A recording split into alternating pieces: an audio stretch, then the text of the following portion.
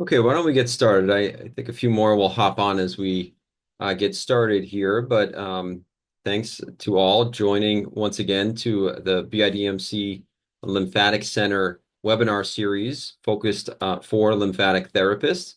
It's a great pleasure to introduce Dr. Singhal. Many of you know him, internationally recognized plastic and microsurgeon in lymphedema, and I would say more impressive than his surgical skills is his thoughtfulness around the management of lymphedema and his passion to try to improve the care for patients with lymphedema. So he's the leader of our group here. It's a real pleasure to work with him and always great to hear his discussions. He'll give us a little background on some of the surgical options, and then we'll have a little bit of back and forth of our general approach to how we think about lymphatic surgery and then open it up for any questions. So, Dhruv, thanks so much for being here and take it away. Thanks for the really nice introduction. I'm going to kind of jump off from what you said. You gave me a lot of compliments there, and you and I are often not on these talks together. And my hat's off to you. My hat's off to you for a couple of reasons. One, you lead this webinar series. This is all you, and it's such an important event that you've put together that's recurrent because we really get a chance. Our center does so many different things, and you really provide the forum to do some deep dive. Like today, we're going to do it into surgery, and I think that's so important. And the other reason I'm going to tip my hat off to you is really what you and Betsy have done from a lymphatic medicine standpoint. I say this all the time, but the secret to what we do here is the team approach, right? And the patients first see you and Betsy, and you guys do this 360 evaluation of them, make sure the diagnosis is right. By the time they get to the surgical clinic, we know they're an appropriate candidate, they're maximized. And so thank you for the trust you had 8 years ago when you started this and believing in the process. And we've helped so many thanks to the work you, Betsy, and the entire team have done. So thank you very much. All right, so I'm going to try to do this quickly. It's going to be a quick deep dive into the surgical options for lymphedema because I want to make sure we have time for discussion because there's often the best part of this are the questions and the discussion that occur afterwards. Okay, so just briefly, as I act as the co-director of the Boston Lymphatic Center, talking about specifically the work at Beth Israel. We were established in October 2016. We are patient-oriented, multidisciplinary, and we've seen probably over 3,000 new patients at this point for the prevention or treatment of lymphedema. And again, as I mentioned earlier, is what really I think makes what we do so unique. And is the team approach. Actually, one of the therapists said to me a few weeks ago, Dhruv, you're only the boss of the patient for the 4 hours you're in the operating room with them. And that is a statement that gives me so much joy because the reality is it does take all of these people to deliver world-class care for patients with lymphatic disorders. This is such a complex disease still, and it really takes this tremendous team. And my hat's off to everyone that works and dedicates their time to these patients. All right, so we have a big team, but we have to know how to work together. And so we have a nice algorithm. This is a quick overview of the algorithm. We have a 1-800 number anybody can call, a patient, a therapist, a physician, and we quickly figure out are we trying to prevent lymphedema or treat lymphedema. And based on that, they enter two different pathways. For somebody who has chronic lymphedema, it's more of an elective phone call. So they'll be seen by Dr. Carroll, Betsy Rose, and the Lymphatic Medicine Clinic, our lymphedema treatment clinic run by our certified lymphedema therapist led by Kathy Shalou. We really answer a series of questions. Does a patient actually have lymphedema? Has conservative therapy been maximized? Are they an appropriate surgical candidate? They get evaluated in a multidisciplinary conference. Everyone I just showed a moment ago on that team list shows up at the conference, and then when we decide whether or not the patient's an appropriate surgical candidate, if so, they come to the lymphatic surgery clinic. Now, it's very different if you're trying to prevent lymphedema. These are patients with active cancers that have metastasized to lymph nodes. Those patients come directly to the lymphatic surgery clinic. lymphedema treatment clinic run by our CLTs. We coordinate with surgical oncology, and we go directly to the OR. All patients then enter, as you know, surveillance program that is so critical to the managed and long-term care of these patients. All right, now, I think this is redundant, and I know this audience doesn't need it, but I'm going to keep coming back to it in the surgical side of things, so I'm just going to go through it. You can scan this QR code. You'll get free access to this book that we have on keeping the train on track, understanding lymphedema. And you need to know this because if you're referring patients to us and they come back to you and they go, I don't know, I saw this crazy Indian guy and he has a funny voice and he keeps talking to me about these Amtrak trains. I don't know if he knows anything about lymphedema. Maybe you can reorient them. So what I tell patients is, look, imagine your heart is the biggest train station in the world, and every morning a big red train leaves that station. Now you have train tracks going all through the body, but for the purposes of this, we're going to demonstration, we're going to focus on the right train going to the left arm and hand. 9 o'clock in the morning, train fills up with passengers. Everyone's heading out. It heads out of the heart, hits the left armpit, starts to drop off passengers. And by the time it hits the end of the line, all the passengers are off the train. The key thing is at 5 o'clock, everyone wants to go home. 2 trains come home, a blue train and a green train. Both trains have to be working for there to be enough seats for all those morning passengers to get home. 5 o'clock whistle hits, passengers get on the trains, they make their way home. Patient didn't even know they had trains in their body. But what happens when this happens? One train, the green train, comes off the track. Well, actually, patients may not even know their train has come off the track. There's a latent period we all know about. But eventually, if no other train comes to get these passengers, this is what happens. Those passengers riot, and that is when the patient becomes symptomatic of lymphedema. Obviously, this analogy needs no introduction here. Red trains are arteries, blue trains coming home are veins, and the green trains are your lymphatics. So we said we were going to do a quick deep dive into lymphatic surgery. So the patient finally makes it into our lymphatic surgery clinic. Reality is they've already been reviewed in a multidisciplinary conference. We've already discussed this alongside Dr. Carroll, the therapist, and we've already made a decision. But let me give you a glimpse on how that algorithm works. What happens is this. In that conference, we review the clinical exam measurements. What did we find on ICG lymphography, lymphoscintigraphy, and MRI? And the first big breaking point in our algorithm is the patient fluid dominant or fat dominant? You can actually tell this on T2 weighted MRI images on whether or not the majority of the volume the patient has is fat or fluid. And I'm trying to show it here. Here's an image where you can see everything that's bright is fat. And you might say, well, Dhruv, it looks like there's a little more fat on this side. This is the normal side. This is the normal side. This is the affected side. And you might argue there's more fat here, but I would argue with you, actually, it's the same amount of fat. It's just being pushed apart by the blackness, and the blackness is fluid.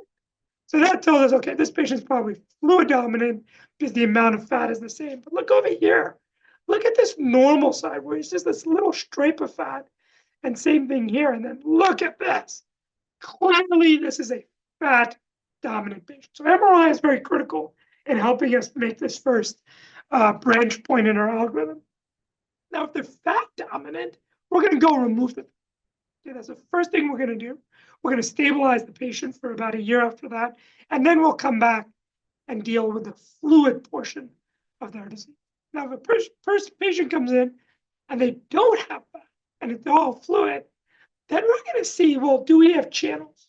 Do we actually have intact green train tracks based on ICG lymphography? And if we do, we're more likely to lean them towards LV bypass. If we don't, we're more likely to lean them towards lymph node transplant. But that becomes a little more of a judgment call. For example, if a patient has a history of many infections, I might lean a little more towards a lymph node transplant.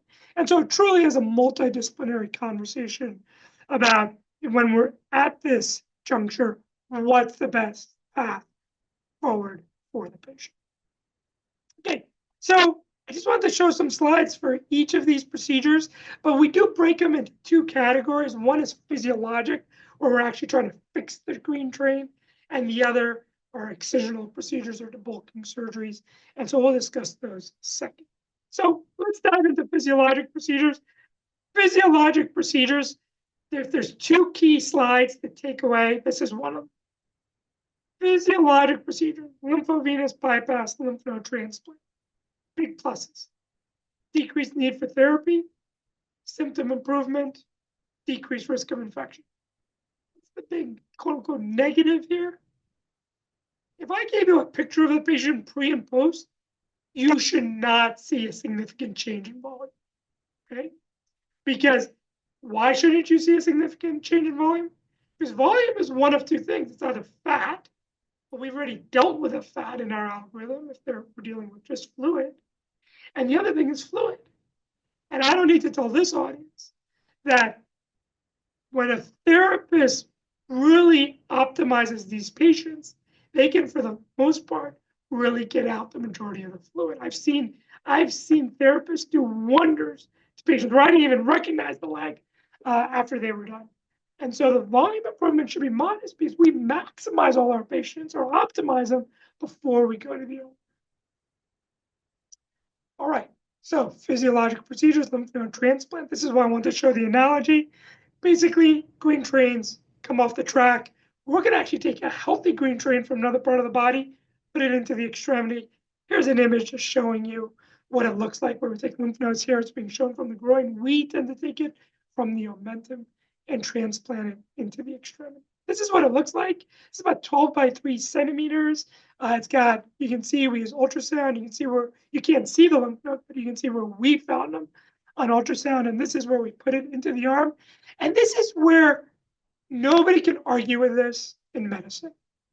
Is here's a patient after a transplant, 3 years out, and boom, there are the nodes. Nobody's going to question that those are lymph nodes lighting up on functional nuclear imaging following transplantation. Just to show you, lower extremity similar, we'll go into the popliteal space. We come in, we implant the lymph nodes where the head of the gastroc is. So it's really along the medial side, the medial gastroc. It's on the medial side of the leg where the main lymphatics run. And here's a patient after transplant where, again, you can see the lymph nodes lighting up. But it can take a few years before we see them light up. Interestingly, this week in conference, we had 2 patients upper extremity that were a year out, and we saw the lymph nodes lighting up on functional imaging at a year. But I would say for the most part, it takes a few years before we're able to see this more reliably. Okay, other physiologic procedure, lymphovenous bypass. Lymphovenous bypass. So here you have your broken train, green train. What we're doing, we're just bypassing the green train onto the blue train track system. Here's a more appropriate kind of schematic showing you what that looks like. And here's an image from the OR. And just to put a reference here, what you're seeing here is I've taken a small suture. This is a 5-O-proline, and I've put it inside the lymphatic. And as a frame of reference, every square on the blue background there is 1 by 1 millimeter. So you can tell these channels are approximately 0.5 millimeter in size. So this is the lymphatic, this is the vein. And just to show you a sequence, we'll start putting in sutures. We use 12-O nylon to do this. We'll start bringing the channels together. We'll dunk the stent into the vein, and then we'll go ahead, go around, suture it. And if you're going to ask what happened to the stent, we put in the last suture before we tie it down. We gently deliver out the stent and close. And here you can see blue dye traveling right across from the lymphatic into the vein. All right, that's lymphovenous bypass, lymph node transplant. Let's get over to excisional procedures. If a patient's fat dominant, just so you know, 80% of lymphedema patients, regardless if they're primary or secondary, come in with fat dominant. So this is more likely going to be the first procedure, which is a debulking procedure. Here's the second takeaway slide, 2 of 2. What are you going to expect from these excisional procedures? Significant volume change. You should get a wow effect. Symptom improvement, decreased risk of infection.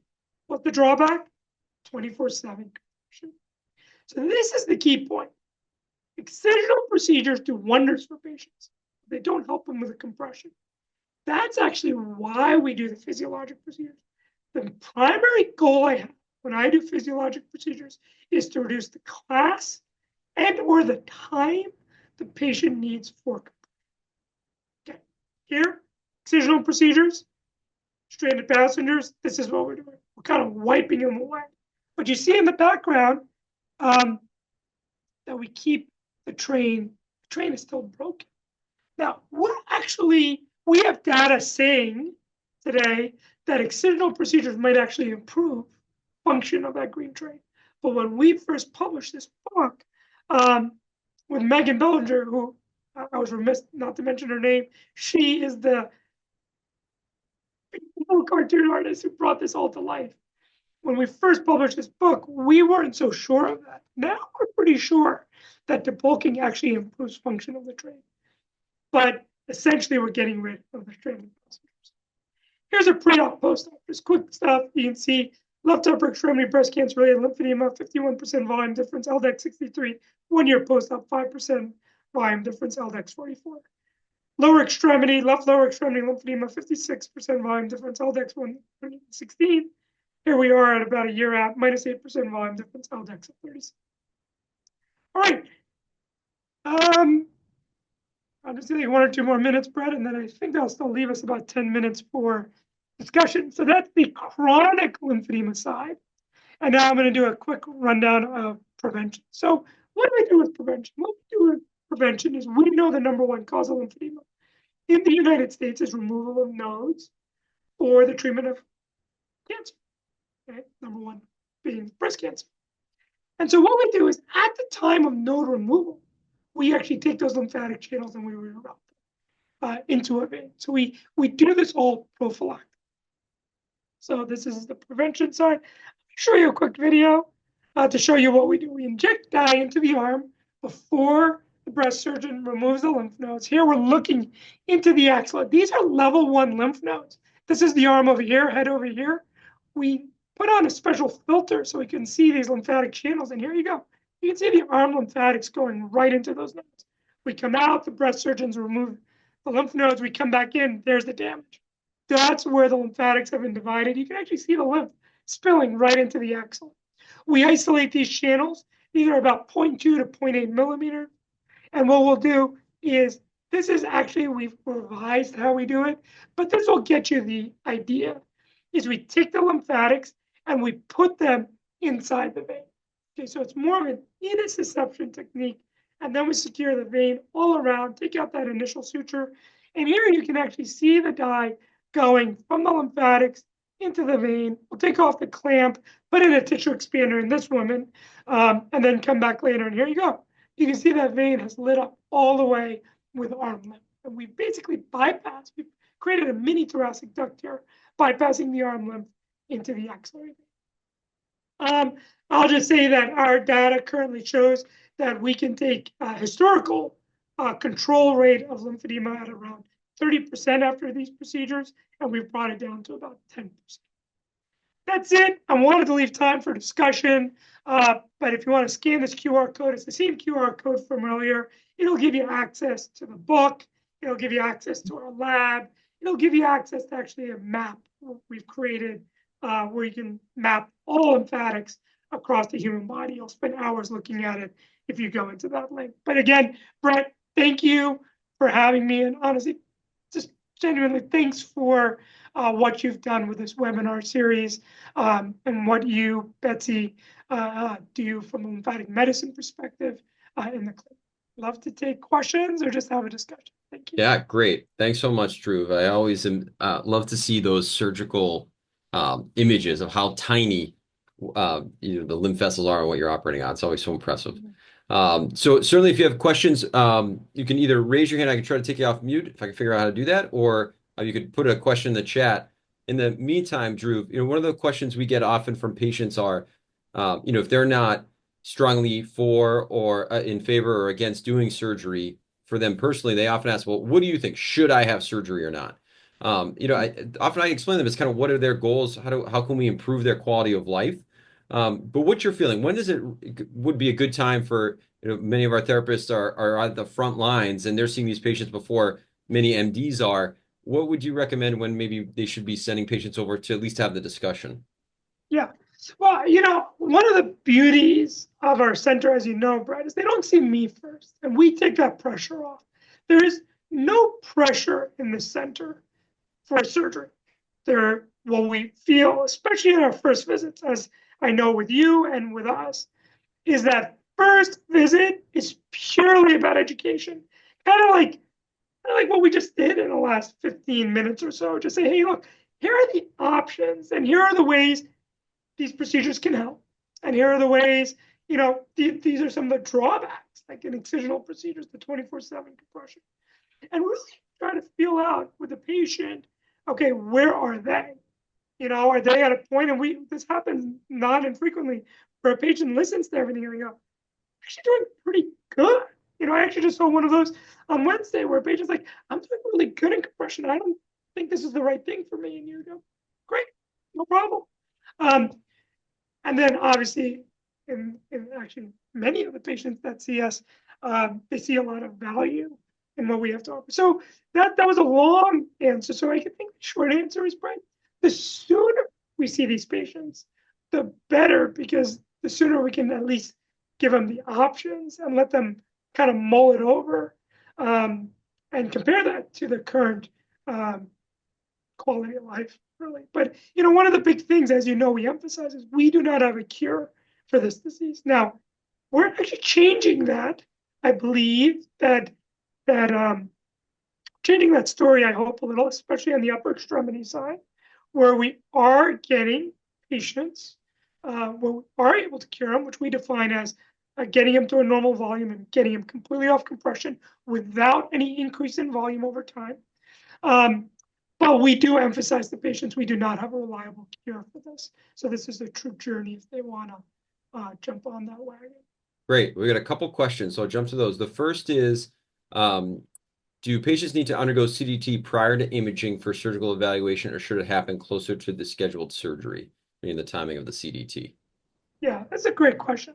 I think when patients first come to see us, you have to remember we get patients from everywhere.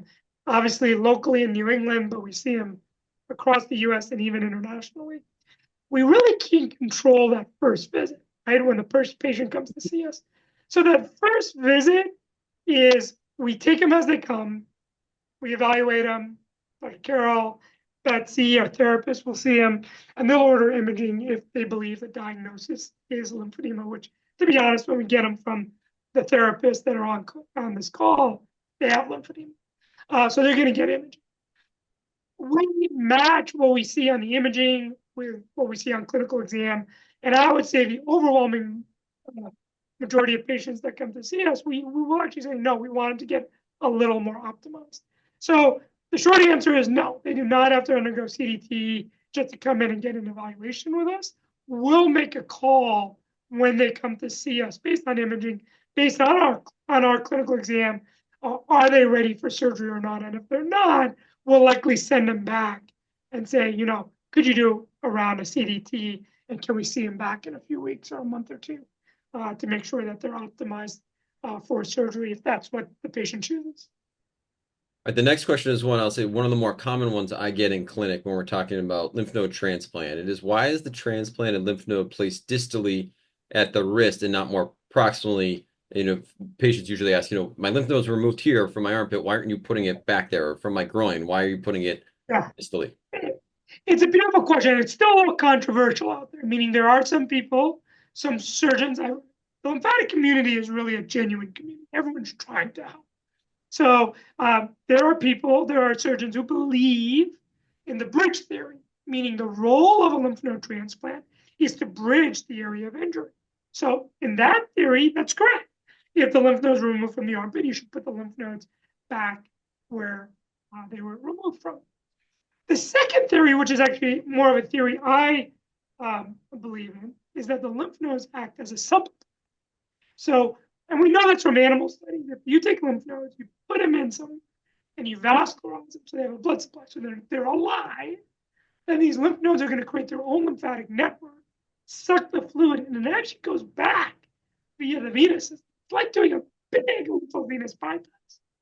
And so, if you believe in that theory, then you should put it wherever the flood is.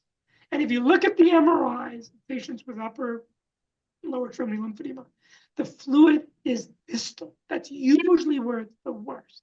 And so that's why we put our lymph node transplants distally for the most part.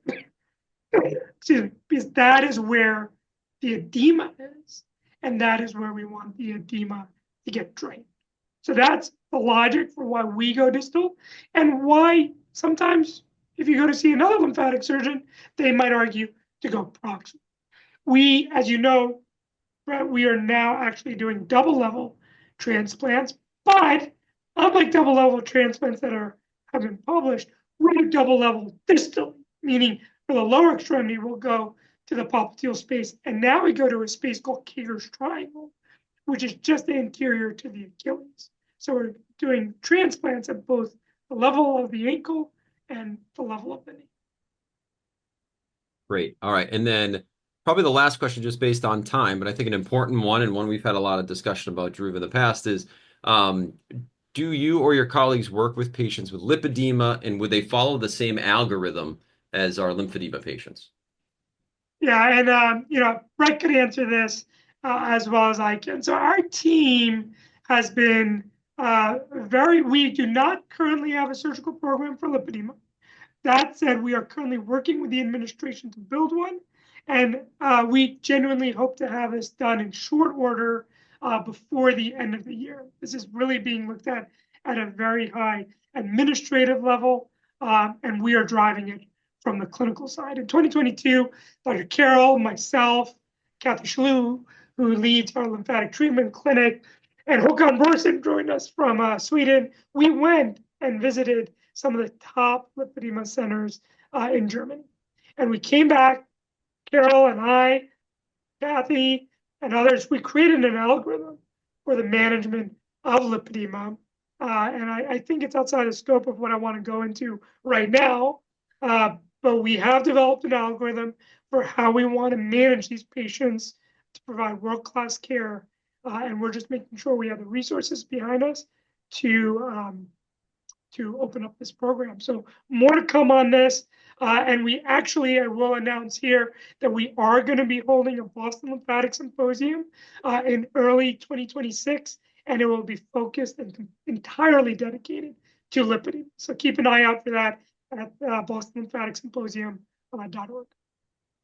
Great. Well, thanks again so much for your time, Dhruv. Great to have you here and go through the nitty-gritty of surgery. Thanks for all you that have attended. We'll put this up on YouTube for those that have want to take a look or share it with others. And then, as always, feel free to email me if you have the particular topics that you're interested in hearing. Otherwise, you'll get an email in a month or two about our next webinar. Have a great afternoon. Thanks.